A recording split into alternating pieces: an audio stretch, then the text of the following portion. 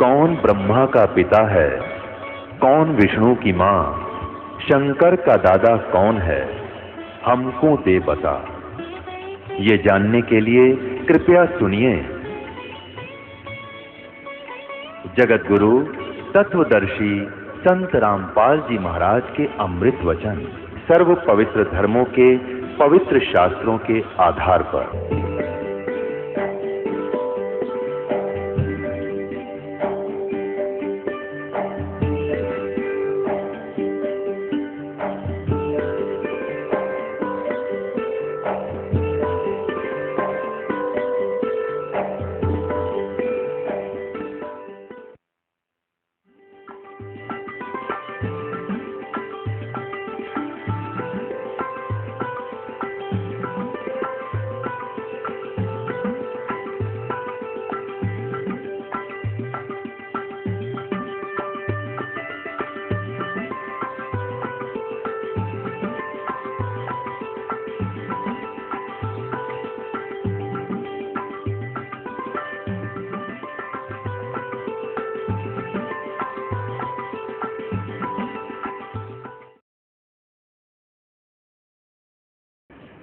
पुण्यात्माओं, परमात्मा कहते हैं कि झूठे सुख को सुख कहे ये मान रहा मनमोद, ये सकल चबीना काल का कुछ मुख में कुछ बोध।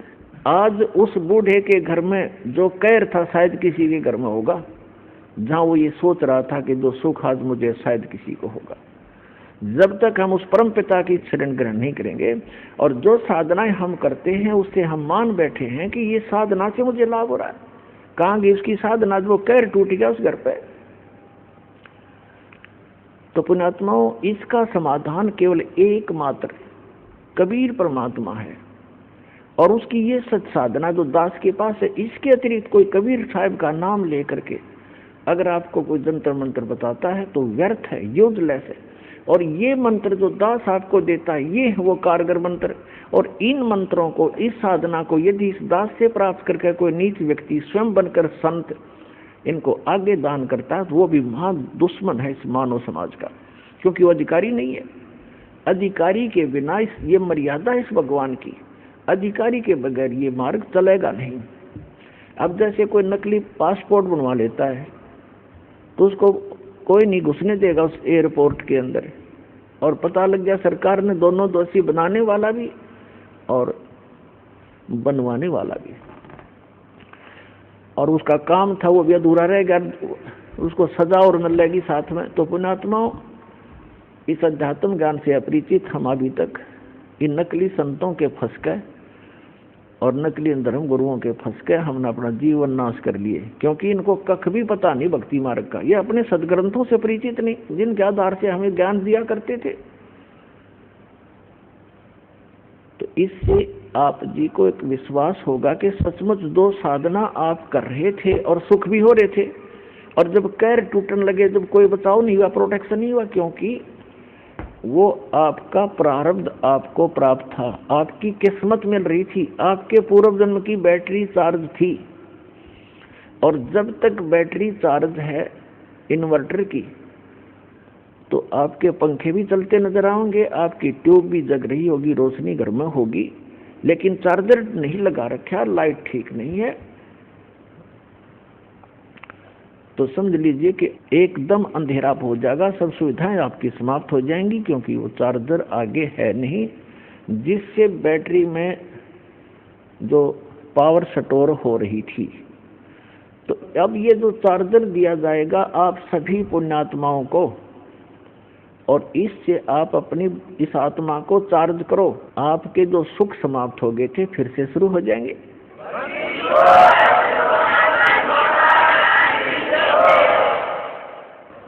परमात्मा कबीर जी कहते हैं, गुरु बिन माला फेरते, गुरु बिन देते दान, गुरु बिन दोनों निष्फल हैं, चाहे पूछो वेद पुराण।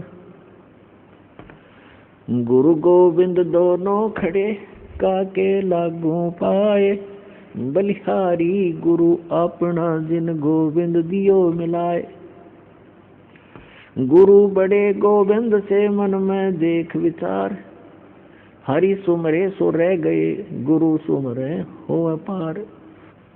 कबीर हरि जे रूठ जा गुरु की शरण में जाए, कहे कबीर गुरु रूठ गए तो हर ना करे सहाय। अब जैसे क्या बताते हैं परमात्मा कि जिस समय आपका राम रूठ गया, हरि रूठ गया, भगवान रुष्ट हो गया, तो कैसे लक्षण होंगे? जैसे कोई दुखी व्यक्ति होता है और उसको आपदा पर आपदाएं आ रही हैं, तो वो अपने आप कहता है कि भाई मेरा भगवान रुष्ट हो गया, मेरा राम रूठ गया।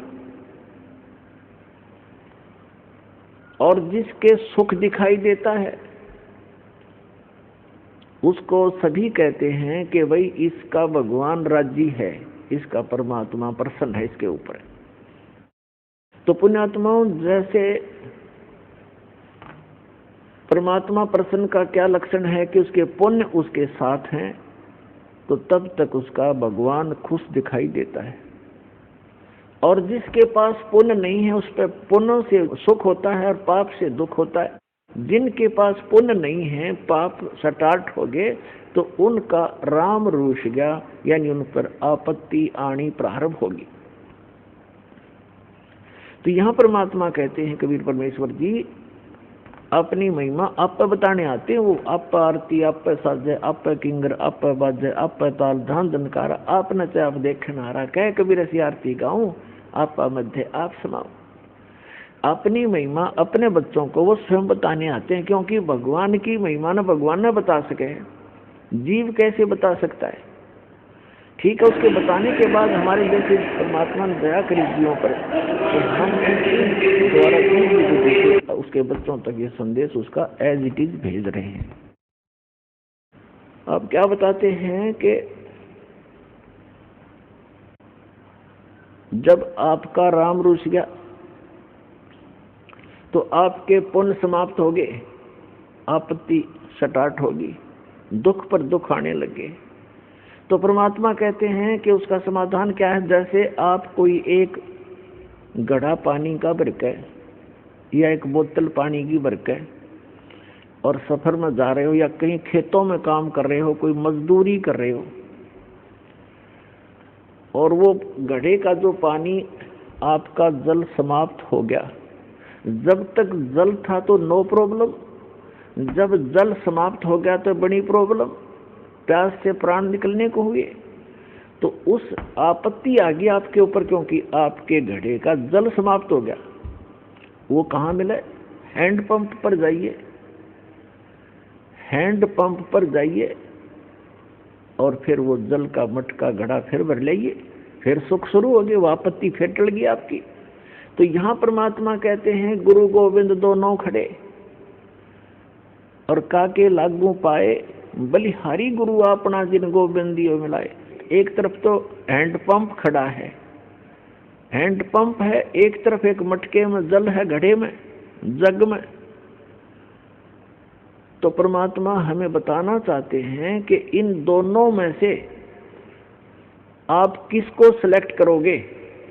घड़े में जो 10-20 लीटर पानी है जग में, और एक तरफ हैंड पंप लगा है, आप इन दोनों में से किसको चाहोगे? बुद्धिमान व्यक्ति हैंड पंप को चाहेगा, क्योंकि हैंड पंप से 100 घड़े भर ले और घड़े में जल है वो 10 किलो 20 लीटर ये एक दिन में समाप्त हो जाएगा। तो यहाँ बताते हैं गुरु गोविंद दोनों खड़े। आप जो समझते हो कि जो आप सुख मानते हो वो सुख कहाँ है? उस गुरु जी के माध्यम से प्राप्त होगा आपको। अब जल तो समझ लो भगवान है और हैंडपंप गुरु जी है। तो परमात्मा आपसे पूछते हैं और आप ही जवाब देते हैं कि गुरु गोविंद दोनों खड़े, एक मटके में जल और एक हैंडपंप। अब काके लागू पाए, आप पे उत्तर देते हैं बलिहारी गुरु अपना जिन गोविंद दिया मिलाए। तो पुण्यात्माओं, समझदार को संकेत पर्याप्त होता है, बहुत होता है। क्योंकि जो दुख आप पर आ गए और गुरु रूपी हैंडपंप के अंदर वो शक्ति गॉड परमात्मा वाली विद्यमान है जो आपने सुख देगी। तो गुरु जी के पास आइए और उन सुखों को फिर प्राप्त कर लीजिए जो आपके समाप्त हो गए थे। तो यहाँ आने से आपके वो जग, आपके घड़े फिर से भर दिए जाएंगे इस सत साधना और आशीर्वाद के द्वारा।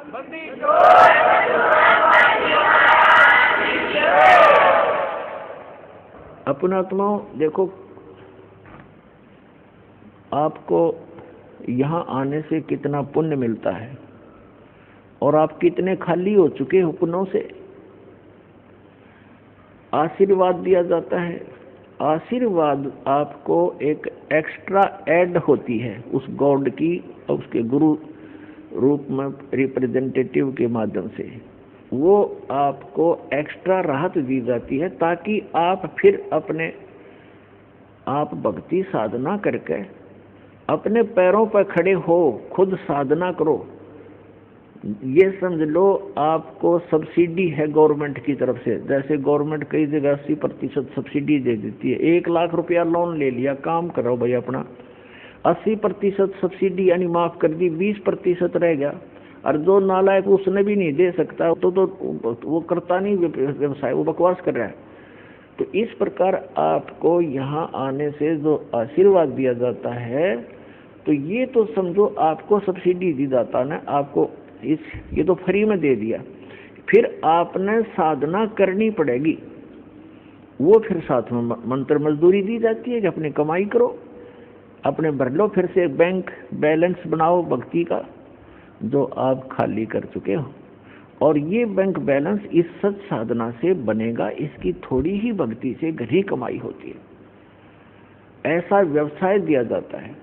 जैसे एक मजदूर सारा दिन में 150-200 रुपये प्राप्त करता है, सारा दिन कस्सी बजाता है, और एक ऐसा व्यवसाय कर रहा है जो प्रतिदिन 1 लाख रुपए का गल्ला इकट्ठा उठाता है।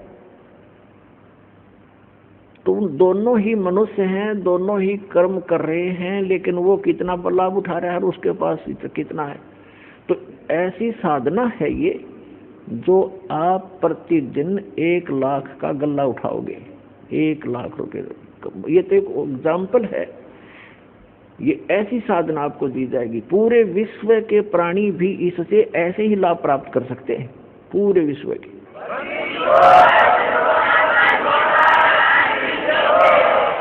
क्योंकि यहाँ तो आपने मजदूरी करनी है और इस मजदूरी का बेनिफिट मिलेगा वहाँ, वो साहूकार देगा इसका बदले में आपको, सतलोक में बैठा जो सत्य पुरुष। और वहाँ हम जाएंगे, वहाँ आपकी ऐसी ही सृष्टि होगी। आप अपने बच्चों को, अपने पोते और पोतियों को परमात्मा से जोड़ दो।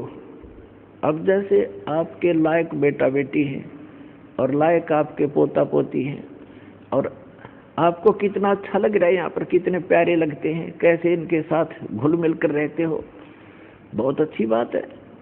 लेकिन इसमें इनमें रहोगे कितने दिन? जो आपको मूर्ख बनाकर रखा हुआ यहाँ पर काल ने, 1 सेकंड में पता नहीं कि बिजली गिर जा।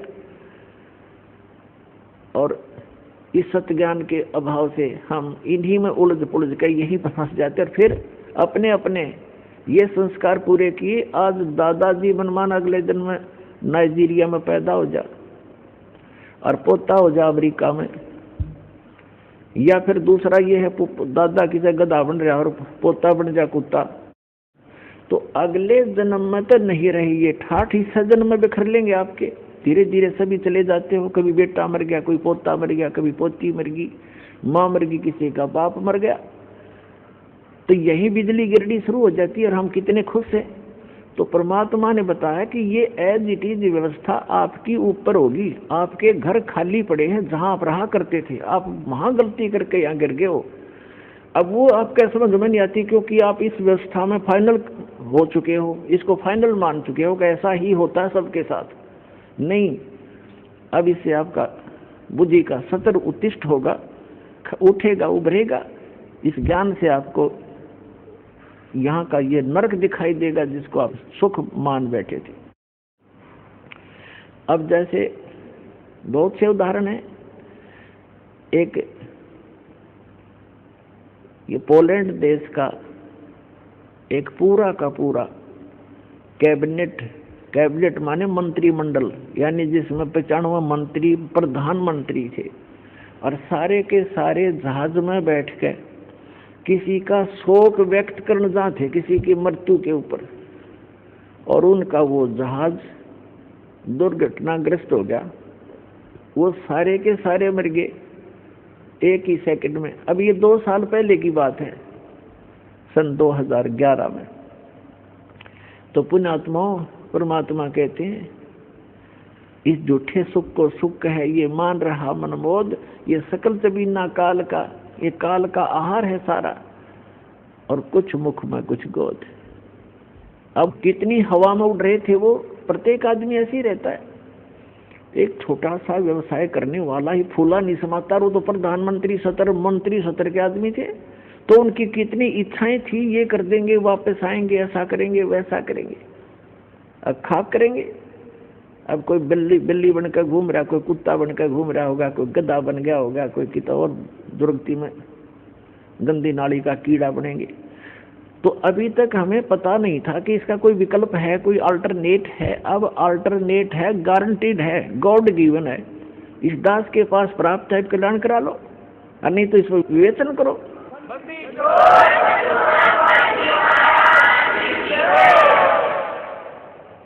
ऐसे ही यहाँ बहुत से उदाहरण आप देखते हो। एक मुख्यमंत्री जी हेलीकॉप्टर में जा रहे थे, आगे लोग उनकी स्वागत में मालाएं लिए खड़े थे, और वो दुर्घटनाग्रस्त हो गया। 3 दिन में लाश पाई उस मुख्यमंत्री जी की। और अब क्या बनेगा आगे का हमें पता है, इस दास को पता है, परमात्मा के विधान से परिचित। अगले जन्म में गधा बनेगा। अपने पूर्व जन्म की मलाई को नाश कर लिया, आगे भक्ति की नहीं, चार्जर ठीक मिला नहीं। पुण्यात्मा होते हैं जितने मंत्री हैं या अफसर हैं, अधिकारी हैं, या कोई व्यवसाय है जिसका, और या वैसे मानव श्री प्राप्त है जिनका, जो तो वो भक्ति के लिए भटकते रहते हैं। वो चाहते हैं हम भक्ति करें, और वो करते भी रहते थोड़ी बहुत, लेकिन वो साधना ठीक नहीं। शास्त्र विधि को त्याग कर दो, मनमाना आचरण करते। जैसा आपको रोहतक के एक परिवार का उदाहरण दिया, वो साधना कर रहे थे, शास्त्र विधि त्याग का मनमाना आचरण कर रहे थे। वो नकली गुरु था जो उनसे क्रियाएं करा रहा था, और उनको ये भ्रम था कि तुम इन गुरु जी के द्वारा बताएगी साधनाओं से आप सुखी है। अब इस तत्व ज्ञान की रोशनी में आपको पता चलेगा कि वो उसके पूर्व जन्म के प्रारब्ध थे, वो पूर्व जन्म के संस्कारों से बनी किस्मत में लेख थे, उनको वो मिटा नहीं सके वो गुरु और उनकी साधनाएं। और ये सतपुरुष कबीर भगवान की साधना इस दास के पास है। इससे कहते हैं संत शरण में आने से आई टले बला, और जब मस्तक में सूली हो, मृत्यु हो, वह कांटे में टल जा।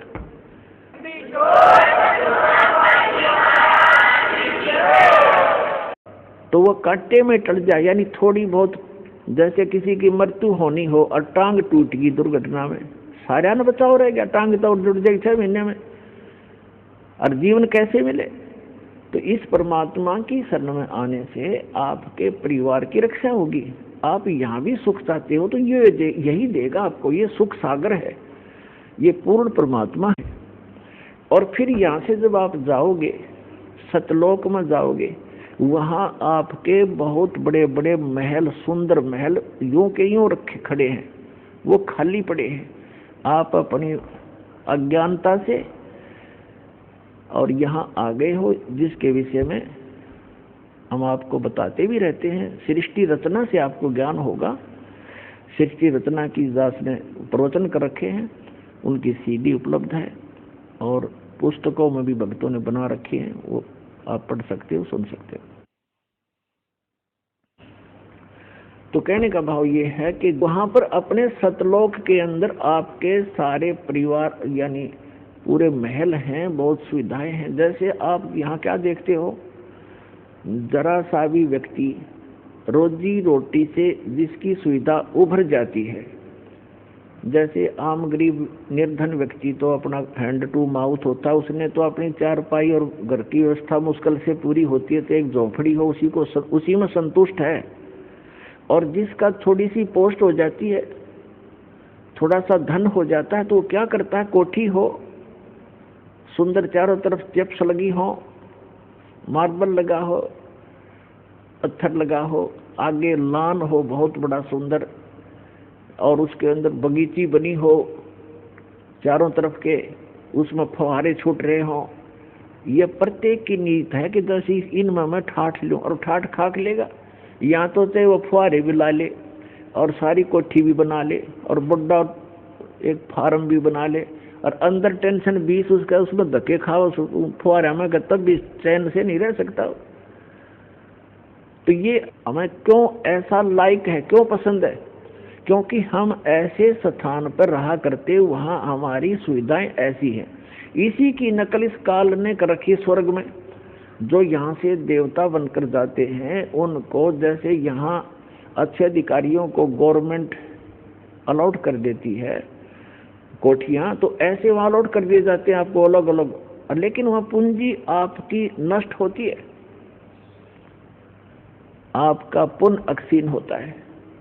तो वो सुविधाएं, उस सतलोक वाली सुविधा से स्वर्ग की तो ये समझ लो उसके तुलना में कुछ भी नहीं है जो सतलोक में आपको सुविधा है। स्वर्ग में भी ऐसा ही है, मृत्यु होगी, पुण्य समाप्त होंगे, या फिर यहाँ होंगे।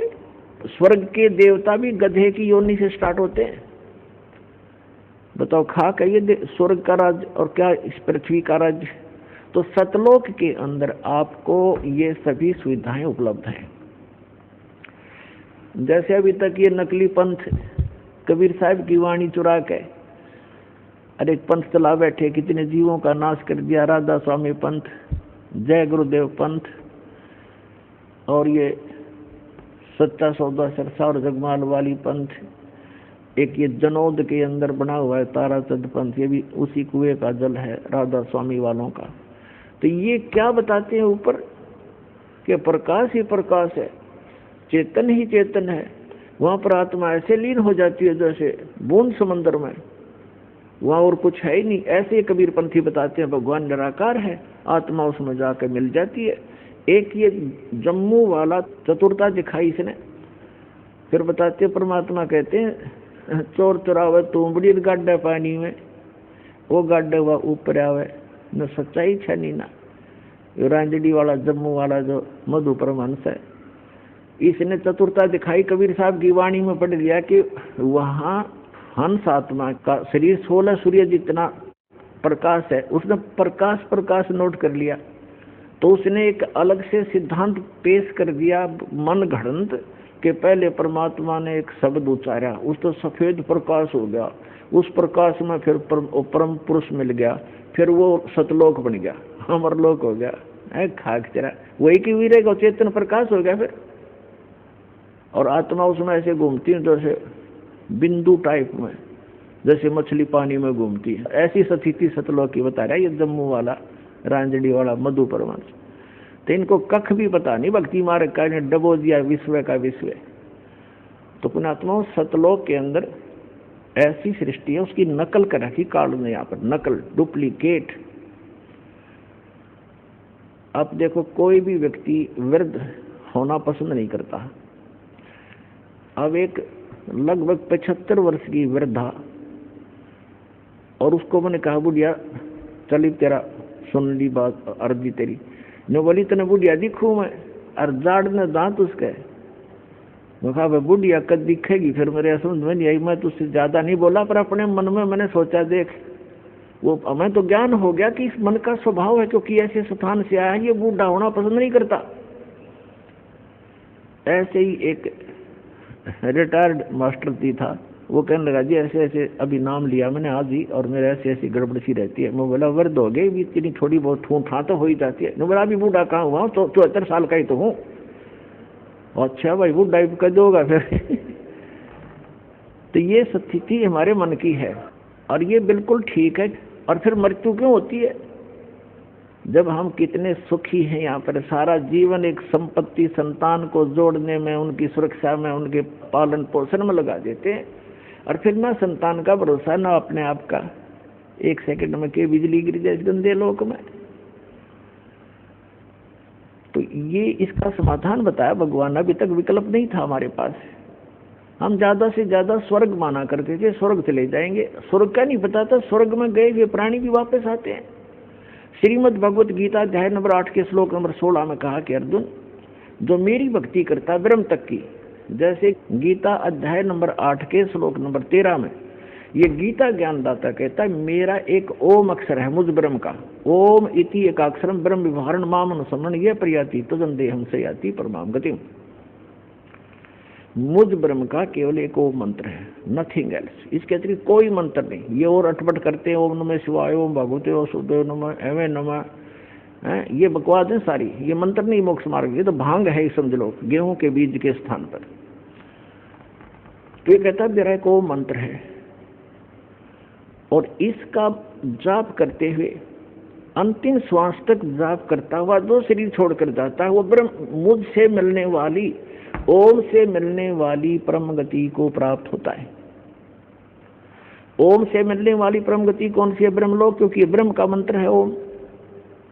गीता अध्याय नंबर 8 के श्लोक नंबर 16 में कहा है कि ब्रह्मलोक पर्यंत, ब्रह्मलोक में गए हुए प्राणी भी वापस पुनरावृत्ति में है, उनका फिर जन्म मृत्यु होता है। गीता ज्ञानदाता चौथे अध्याय के 5 और 9 श्लोक में, गीता अध्याय नंबर 2 के श्लोक 12 में, गीता अध्याय नंबर 10 के श्लोक नंबर 2 में गीता ज्ञानदाता कहता है कि अर्जुन, तेरे और मेरे बहुत जन्म हो चुके हैं, तू नहीं जानता, मैं जानता हूं। इसे सिद्ध है कि ब्रह्म ओम नाम का जाप करने वाले ब्रह्मलोक में गए, ब्रह्मलोक में के बाद भी जन्म मृत्यु में आए। और गीता ज्ञानदाता स्वयं कहता है मेरे और तेरे बहुत जन्म मृत्यु हो चुकी है, तू नहीं जानता, मैं जानता। इसलिए गीता ज्ञानदाता 18वें अध्याय के 62वें श्लोक में कहता है कि अर्जुन, तू सर्वभाव से उस परमेश्वर की शरण में जा जिसकी कृपा से तू परम शांति को और सनातन परम धाम को प्राप्त होगा। सनातन परम धाम शाश्वतम स्थानम, शाश्वत माने सदा रहने वाला, जिसका कभी क्षय ना हो, कभी नाश ना हो, वो स्थान, वो सत्यलोक है। उसको संत भाषा में सत्यलोक कहते हैं। सत्य का नाश नहीं होता, अविनाशी होता सत्य, वो सत्यलोक है। किसकी शरण में चला जा? गीता अध्याय नंबर 8 के श्लोक नंबर 1 में अर्जुन ने पूछा कि हे भगवान, गीता ज्ञानदाता से कि आप जी ने गीता अध्याय नंबर 7 के और श्लोक नंबर 29 में 29 में कहा है कि जो व्यक्ति जरा और मरण से छूटने का ही प्रयत्न करते हैं, जरा माने वृद्धावस्था और मरण माने डेथ, मृत्यु, जो जरा और मरण से ही छूटने का प्रयत्न करते हैं, यानी संसार की किसी वस्तु की इच्छा नहीं रखते, ते ब्रह्म तत्विदु कर्षणम अध्यात्म अखिल च कर्मम, वो सारे अध्यात्म से और सभी कर्मों से और तत्ब्रह्म से परिचित हैं। अब गीता अध्याय नंबर 4 के श्लोक नंबर 32 और 34 में 2 कंसेप्ट क्लियर किए हैं। एक तो ये किया है कि सच्चिदानंद घन ब्रह्म स्वयं आकर के वो परम अक्षर ब्रह्म अपने मुख कमल से तत्व ज्ञान बताता है, उसके अंदर उस परमात्मा के पाने की यथार्थ विधि होती है, उसको तत्व ज्ञान कहा। चौथे अध्याय के 34वें श्लोक में कहा कि अर्जुन, तू उस तत्व ज्ञान को जो complete God given complete spiritual knowledge है, पूर्ण परमात्मा परम अक्षर ब्रह्म के द्वारा दिया गया जो सच्चा ज्ञान है, वो तत्व ज्ञान है, उसको तू तत्वदर्शी संतों के पास जाकर समझ, उनको दंडवत प्रणाम करने से, कपट छोड़कर सरलता पूर्वक प्रसन्न करने से वो तत्वदर्शी संत तुझे उस तत्व ज्ञान का बोध कराएंगे, उपदेश करेंगे। अब 7वें अध्याय के 29वें श्लोक में गीता ज्ञानदाता कहता है कि माम आश्रित यतन्ति ते, मेरे इस मार्गदर्शन का आश्रय करके कि तत्वदर्शी संतों की खोज कर लो, और वो तत्वदर्शी संत बताओगे उस तत्व ज्ञान को। जिन्होंने ये आश्रय कर लिया, मेरे संकेत समझ गए, वो केवल जरा और मरण से ही छूटने का प्रयत्न करते हैं, क्योंकि वो उस तत्व ब्रह्म से और यहाँ के सारे अध्यात्म ज्ञान से और सभी कर्मों से परिचित हैं। जैसे दास आज के सत्संग में आपको वही क्लियर कर रहा है कि ऐसे कर्म करते रहे, ऐसे कर्म करने से ये लाभ होगा, ये हानि होगी, ये भक्ति करने से ये इतना लाभ होगा, जो पूर्व के संस्कार आपके प्राप्त हैं उनसे आपको ये लाभ हो रहा है, सच भक्ति ना करने से फिर वो एक ही दम आप प्राप्तियाँ आ जाती हैं। और बहुत से प्रमाण भी आपको दिए।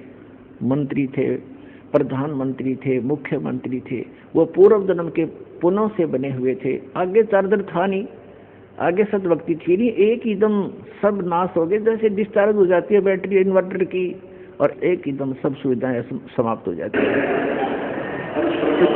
संपूर्ण अध्यात्म ज्ञान के सभी कर्मों से जो परिचित हो जाते हैं वो तत्ब्रह्म से परिचित है, और इन कर्मों से अध्यात्म ज्ञान से वो ही जरा और मरण से छूटने का प्रयत्न करते हैं। जरा माने वृद्धावस्था का कहर। पुणात्मा, अब आप देखते हो कोई बूढ़ा चल रहा लाठी के सहारे, कभी बैठ जाता, कभी चल पड़ता। रात जब युवा हो स्पीड से निकल जाते, उसको यूँ देखते हुए आपके कभी सपने में मना आती है, दुर्गति थारी भी होगी, आपकी भी होगी। तो जब तक आपको ये ज्ञान नहीं होगा तब तक ये मन की बकवाद समाप्त नहीं होंगी। इस ज्ञान से 90% लगाम डल जाएगी मन पापी के, जो दास आपको बताने चाह रहा है। जो बेमतलब की रिश्वतखोरी, चोरी, हेरा फेरी ये करते फिरते सारा दिन झूठ बोलते हैं पेट के लिए, और एक सेकंड का भरोसा नहीं कहाँ बिजली गिर जाए। और जब हम इस परम पिता की शरण में आ जाएंगे, आपको चार्जर मिल जाएगा, हैंडपंप मिल जाएगा, कितना जल भर लो, दूसरे का क्यों चराओ, तो अपना भरो ठाट के, कितना ठोक लियो, मटके भर कर धर लियो सपेर। तो हम अविधिवत चलने से चोर उचक्के बन गए, और शास्त्र अनुकूल साधना करने से आपको यहाँ भी सुख देगा और वहां पहुंचाएगा आपको जो गीता ज्ञान दाता बता रहा है। अब बताएंगे आगे। अब गीता ज्ञान दाता बता रहा है कि जो मेरा इस ज्ञान को आश्रय कर लेते हैं, तत्वदर्शी संत की खोज कर लेते हैं, उससे फिर उस तत्ब्रह्म की जानकारी हो जाती है। तत्ब्रह्म, उस परम अक्षर ब्रह्म की, उस परमात्मा की, जिसमें 18वें अध्याय के 62वें श्लोक में जिसकी शरण में जाने के लिए गीता ज्ञानदाता कह रहा है,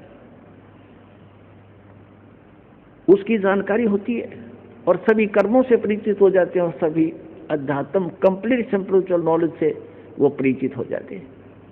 तो केवल वो जरा और मरण से छूटने का प्रयत्न करते। जैसे दास ने उदाहरण दिया कि एक बुढ़िया 80 साल की, 75-80 वर्ष की, और मुंह में दांत नहीं, और उसको मैंने कह दिया बुढ़िया पीछे हो, दूसरी को आने दे, बहनों को। ने बोली तने बुढ़ी दिखूं मैं, वो तेरा गजब हो, 80 साल की दाढ़ नहीं। ये बिल्कुल सही है, क्योंकि हम वृद्ध होना कति लायक नहीं करते और न ही हम मृत्यु पसंद करते। और ये दोनों डेफिनेटली होंगे, मृत्यु भी होगी और वृद्ध भी होंगे। तो पुण्यात्मा, 8वें अध्याय के प्रथम मंत्र में अर्जुन ने पूछा कि हे गीता ज्ञान दाता से कि हे पुरुषोत्तम, क्योंकि उसको पुरुषोत्तम मान रहा था, वो श्री कृष्ण मान रहा था कि श्री कृष्ण ये ज्ञान दे रहा, लेकिन श्री कृष्ण के अंदर यूं काल बोल रहा था गीता ज्ञान दाता। उसने पूछा कि किम तत्ब्रह्म, किम अध्यात्म, किम कर्म पुरुषोत्तम। तो उसने पूछा कि वो तत्ब्रह्म क्या है, जिसको जानकर, और क्या वो अध्यात्म ज्ञान है।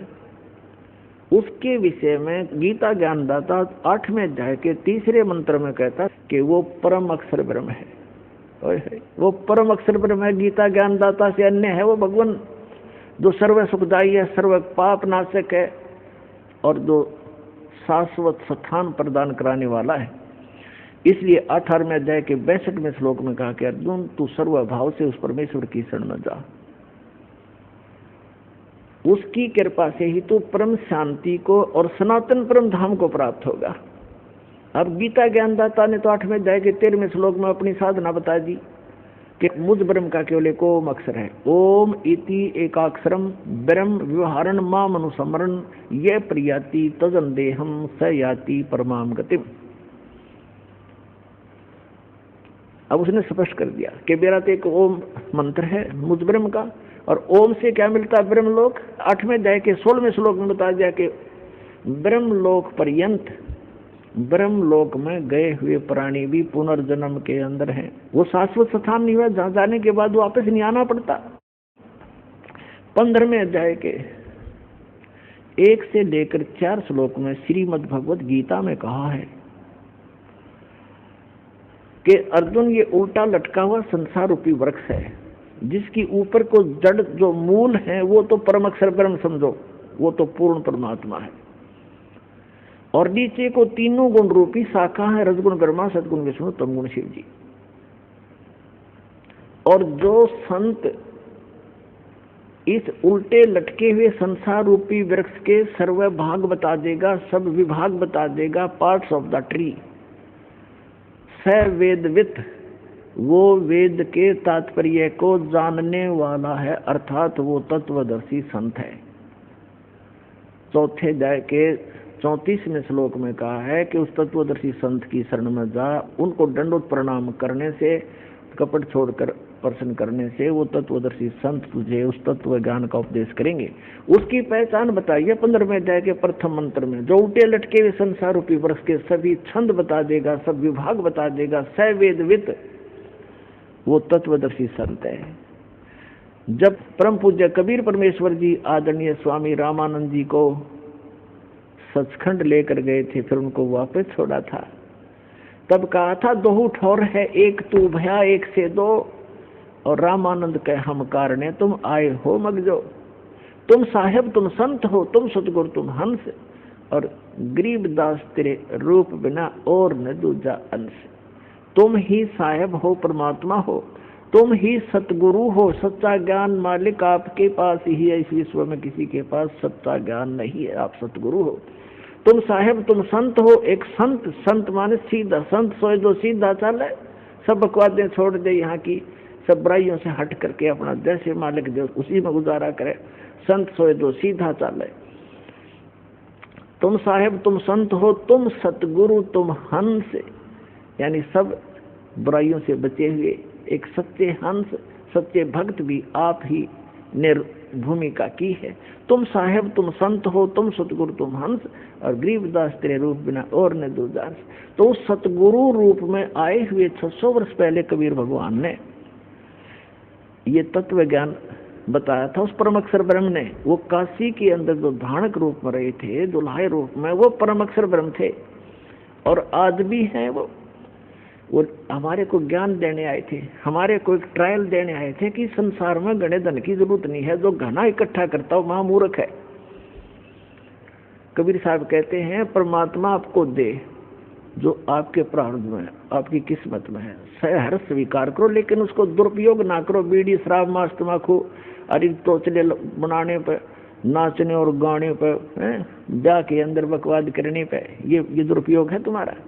इसको या तो दान करो और अपना सीमित सा अपना धंधा करो, जो भगवान में बाधक ना बने। तो यहाँ परमात्मा ने रहकर दिखाया था कि टोटे में भक्ति करे, सोए सही सपूत, और ये मायाधारी मस्करे ना जाने कितने जालिए होते। तो परमात्मा ने बताया कि एक रिहर्सल करके दिखाई, दाता ने एक रोल किया कि भगत को इतना पर्याप्त है, घर तो 3.5 हाथ गणाते 4.25, कह कबीर जो घना चावे उसको नहीं विचार। फिर भी भगवान जो आपको दे रखा है उसमें संतुष्टि रखे, और केवल माया की ही डिमांड भगवान से नहीं करे। परमात्मा कोई बालक नहीं है। डॉक्टर के पास आप चले जाते हो, अब डॉक्टर को तो सारा पता है मरीज का, जब उसके दाखिल हो गया, वो एडमिट हो गया, अब मरीज अपना दर्द तो बता सके हैं, लेकिन डॉक्टर ने कौन सा इलाज पहले करना वो तो डॉक्टर जानता है। अब जैसे आपका एक्सीडेंट हो गया, डॉक्टर के पास चले गए, आपका रक्त बह रहा है, ब्लड निकल रहा है, ब्लीडिंग हो रही है, उधर से आपकी टांग में पीड़ा हो रही है, तो वो डॉक्टर आप बेशक चिल्ला रहे होगे, लेकिन पहले ब्लड को रोकेगा कि ब्लड बह गया तो ये मर जाएगा, या टांग की चीज तो फिर बंद कर दूंगा, तो पहले वो ब्लड बंद करेगा ताकि आपका जीवन नाश ना हो, वो दर्द फिर हो जाए खत्म। तो इसी प्रकार आप जी यहाँ आते हो एक परमात्मा के हॉस्पिटल में आ गए, आपके सारे दुख दूर होंगे। अब आपने टारगेट बना रखा है मेरा ये काम हो, बस ये हो, और भगवान ने ये पता कि इसकी जान जाने वाली है, 10 दिन के बाद इसका जीवन नहीं है, तो आपकी एज एक्सटेंड करेगा। उम्र एक्सटेंड करने के लिए जो आपको एड दे रहा है वो काम आपका भले ही ना हो रहा है, लेकिन आपको जीवन दान दे करके वो 100 सुख देगा फिर आगे चल के। और मरीज ये कहे मेरे टांग में पीड़ा, तू कैसा डॉक्टर है, मुझे दर्द ये ठीक हो रहा, लेकिन डॉक्टर को पता है कि इसका ब्लड रोकना जरूरी है, तो डॉक्टर वही काम करेगा जो आपके हित में होगा, आपकी नहीं मानेगा पहले वो। उसको मालूम है कि आप चिल्ला रहे हो, उसको मालूम है कि इसमें ऐसी पीड़ा होगी, लेकिन ये घातक नहीं है। तो छोटे मोटे जो कष्ट आपको यहाँ आने पर भी हो रहे हैं, जैसे कई तो ऐसे आते ठीक हो जाते, कुछ ही को अभी वो राहत नहीं मिल रही है जो वो डिमांड लेकर आते हैं। उसका कारण क्या है कि आपका जीवन नाश होने वाला होगा निकट भविष्य में, और परमात्मा आपको एक्सटेंड करेंगे, पहले वो ठीक करेंगे आपका, फिर आप पे सारा सुख होता चला जाएगा, जीवन भी मिलेगा, भक्ति भी होगी, सारा सुख भी यहाँ का जो चाहिए वो भी देगा।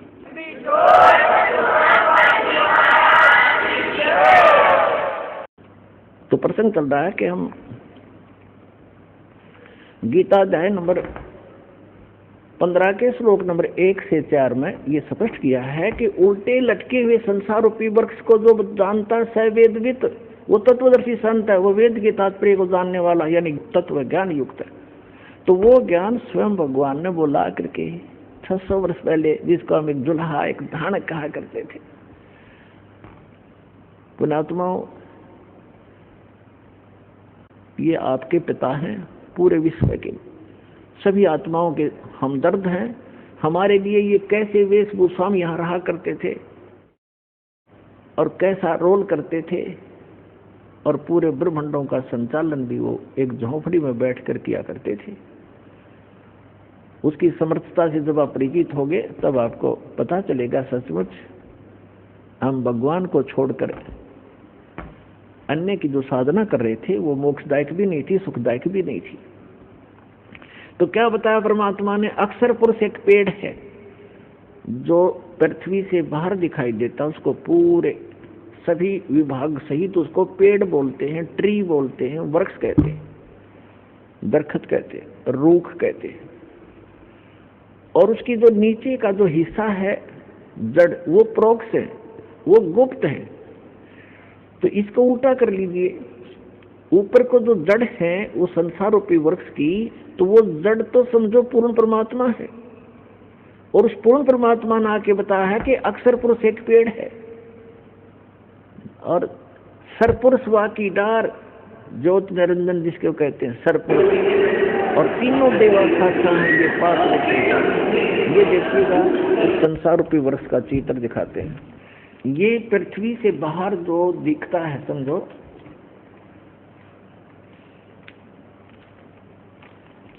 ये जो इतना है, ये देखिएगा ये स्थिति है वृक्ष की, पेड़ की। परमात्मा ने खुद बताया कि अक्षर पुरुष एक पेड़ है, ये सारा एक पेड़ है, और इसका तना जो है ये अक्षर पुरुष है, और सरपुरुष या की डार, और तीनों देवा शाखा हैं ये पात रूप संसार। आप जी यहाँ पर हैं नीचे, और ये अक्षर पुरुष है, ये तना है। ये अक्षर पुरुष तो समझो एक तना है ये इस पेड़ का, और इससे एक मोटी डार निकली है, वो सरपुरुष है। ये सरपुरुष है जिसको ब्रह्म कहते हैं, ब्रह्म।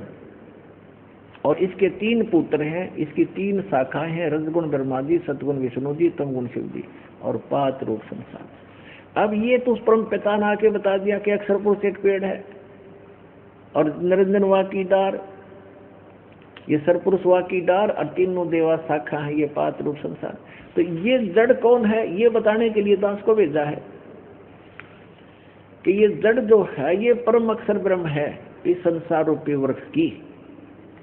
और वो परम अक्षर ब्रह्म कौन है? अनंत कोट ब्रह्मांड का एक रति नहीं भारे, ये सतगुरु पुरुष कबीरे हैं कुल के सिरजनहारे। ये हो परम अक्षर ब्रह्म।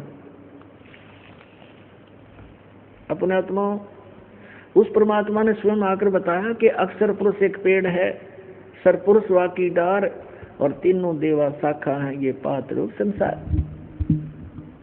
तो गीता अध्याय नंबर 15 के श्लोक नंबर 1 में कहा कि जो संत, जो व्यक्ति संसार रूपी वृक्ष के इन सभी पार्ट्स को बता देगा, छंद को बता देगा, स वेदवित, तो तत्वदर्शी संत। उसके पश्चात चौथे अध्याय के 15वें अध्याय के चौथे श्लोक में कहा, उसके पश्चात परमेश्वर के उस परम पद की खोज करनी चाहिए जब तत्वदर्शी संत मिल जाए। उस तत्व ज्ञान से गीता अध्याय नंबर 15 के श्लोक नंबर 1 से 4 का निष्कर्ष दास बताने जा रहा है।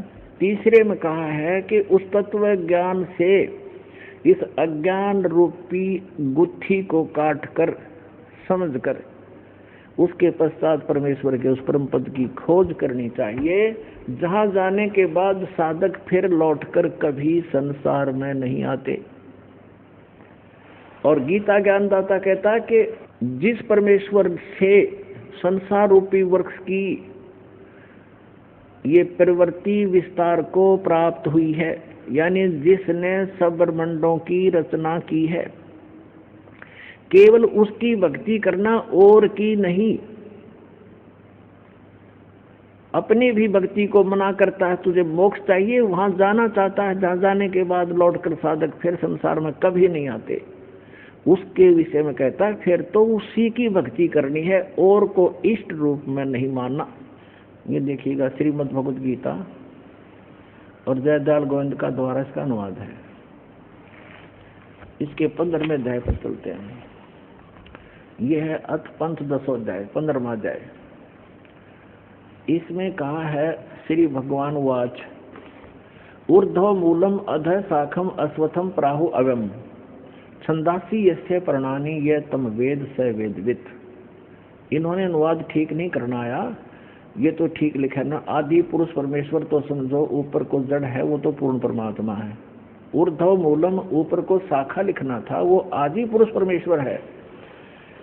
और अधः शाखम नीचे को शाखा वाला, ये गलत लिखा है, पर मारूप मुख्य शाखा वाले नहीं।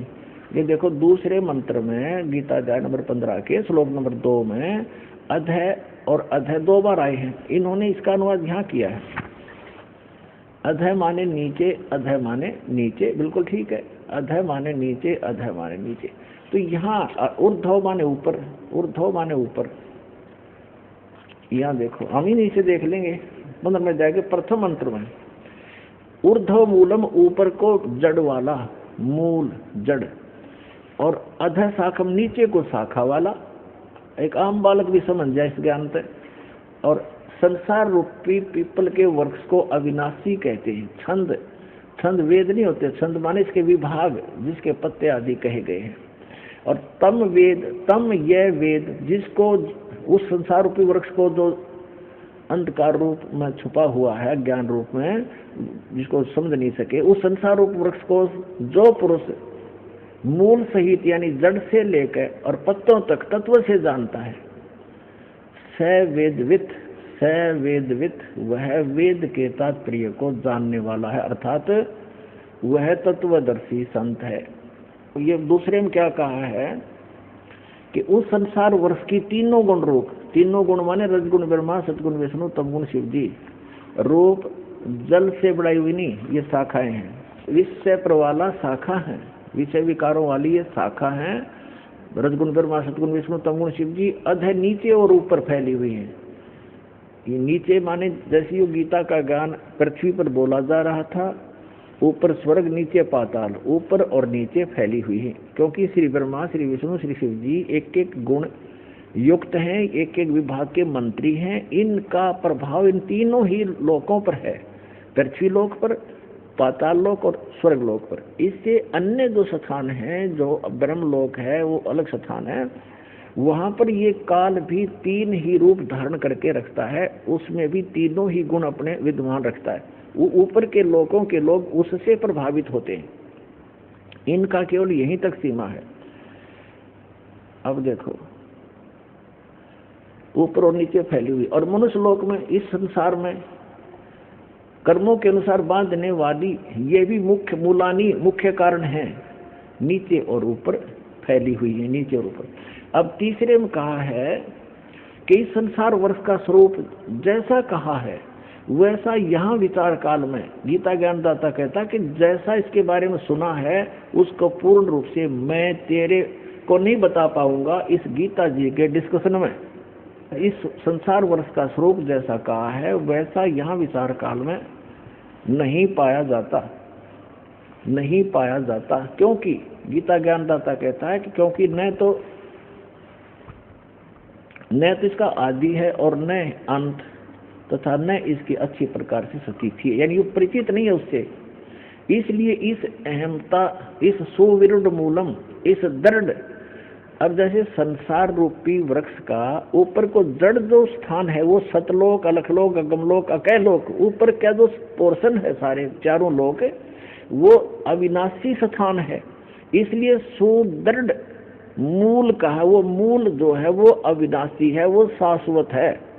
तो उस संसार रूपी वृक्ष के उस दृढ़ रूपी मूल वाले, यानी जो कभी नाश में नहीं आता, वो जड़ रूपी स्थान, वो भगवान समझो, स्थान और भगवान, यानी वहाँ का लोक भी अविनाशी, वहाँ का भगवान भी अविनाशी, वहाँ के गए हुए प्राणी भी अविनाशी। ये देखो सुविरुद्ध मूलम, उस अहमता ममता नहीं, उस अति दृढ़ मूल वाले, यानी उस अविनाशी मूल स्थान, जड़ रूपी स्थान वाले संसार रूपी पीपल के वृक्ष को दृढ़ असंग शस्त्रेण छित्वा, इन्होंने यहाँ गलत कर दिया, वैराग रूप शस्त्र द्वारा नहीं, उस तत्व ज्ञान रूपी शस्त्र द्वारा काट कर उसको समझ कर, उसके बाद चौथे श्लोक में कहा है, 15वें अध्याय के चौथे श्लोक में कहा है, ये 15वां अध्याय चल रहा है, 15वां अध्याय, यहाँ हमारे चौथा श्लोक पढ़ रहे हैं।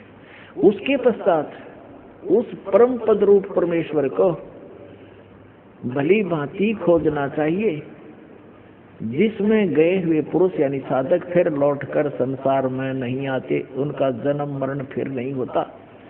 और जिस परमेश्वर से इस पुरातन यानी आदि संसार रूपी वृक्ष की, यानी जिसने सारे ब्रह्मांडों की रचना की है, परिवर्ती विस्तार को प्राप्त हुई है, उसी आदि पुरुष नारायण के मैं शरण हूँ, ऐसा निश्चय करके उस परमेश्वर का ही मनन और निधि ध्यान करना चाहिए। परपदे माने उसकी पूजा करनी चाहिए। गीता ज्ञानदाता ने स्पष्ट कर दिया कि मेरी भक्ति करने से तुझे वो शाश्वत स्थान नहीं मिल सकता। उसके लिए गीता अध्याय नंबर 17 के श्लोक नंबर 23 में गीता ज्ञानदाता ने संकेत दिया है कि उस सच्चिदानंद घन ब्रह्म की साधना के 3 मंत्र हैं उसके पाने के। ओम तत्सत इति निर्देश ब्रह्मण त्रिविद समर्थ ब्राह्मणा तेन वेदा च यगा च विहिता पुरा। उस सच्चिदानंद घन ब्रह्म को पाने का, उसके सत भक्ति करने का केवल ओम तत्सत ये 3 मंत्र का निर्देश है। निर्देश माने नथिंग एल्स, फाइनल फैसला, उसके अतिरिक्त अग्रम अग्रम समाप्त, ये निर्देश है, डायरेक्शन है, आदेश भी है और ये राय भी है। सच्चिदानंद घन ब्रह्म को पाने का, उस परम अक्षर ब्रह्म को, उस सुख स्थान को पाने का ये 3 मंत्र की मजदूरी है, स्मरण है इसका 3 मंत्र का। गीता अध्याय नंबर 15 के श्लोक नंबर 16 और 17 में 3 पुरुष बताए, एक सरपुरुष, एक अक्षर पुरुष और तीसरा परम अक्षर पुरुष यानी परम अक्षर ब्रह्म। तो आपको पूरा डिटेल बताई दी है पूरा उल्टे लटके हुए संसार रूपी वृक्ष की। तो परम अक्षर ब्रह्म तो उसकी जड़ समझो, मूल है, जो सबका धारण पोषण करता है। तो गीता अध्याय नंबर 15 के श्लोक नंबर 16 में कहा कि 2 पुरुष हैं, सरपुरुष और अक्षर पुरुष, और ये दोनों नाशवान, इनके अंतर्गत जितने प्राणी वो भी नाशवान है। जीवात्मा किसी की नहीं मरती, वो तो गधे कुत्ते की भी नहीं मरती। फिर 15वें अध्याय के 17वें श्लोक में तुरंत कहा कि उत्तम पुरुष है तू अन्य, पुरुषोत्तम सही भगवान तो इन दोनों से सर और अक्षर पुरुष है कोई और है जिसको परमात्मा कहा जाता है, और जो तीनों लोकों में प्रवेश करके सबका धारण पोषण करता है वो अविनाशी परमेश्वर है। यानी वृक्ष का धारण पोषण किससे होता है? मूल से होता है, जड़ से होता है, और जड़ वो परम अक्षर ब्रह्म है। तो परम अक्षर ब्रह्म वो कबीर भगवान जो है वो सबका धारण पोषण करने वाला वही है।